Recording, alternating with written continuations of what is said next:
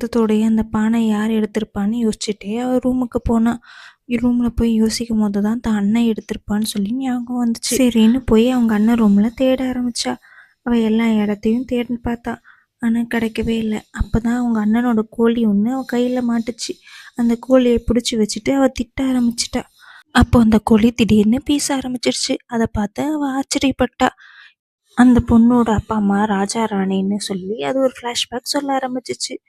அந்த பொண்ணோட அப்பாவுக்கு மொத்தம் 6 குழந்தைங்க இருந்தாங்களாம். ஆனால் ஆண் வாரிசு வேணும்னு சொல்லி அவர் ரொம்ப கோபமாக இருந்தாராம். ஆனால் கடைசி பொண்ணுன்றதுனால ராஜாவுக்கு கோபம் வந்து ராணியையும் குழந்தையையும் அரண்மனையில் இருந்த ஜெயிலில் தூக்கி போட்டுட்டாங்களாம்.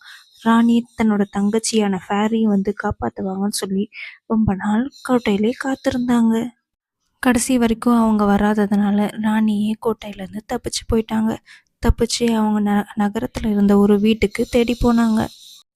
அங்கே இருந்த ஒரு நர்ஸான லேடி கிட்ட தன்னோட குழந்தைய கொடுத்து எல்லாத்தையும் சொல்லி அவங்க குழந்தைய பார்த்துக்கோங்கன்னு சொல்லி. ஆனால் அந்த நர்ஸ் ரகசியத்தை பாதுகாக்காம தாங்கிட்ட இருக்கிற குழந்தை ராணியோட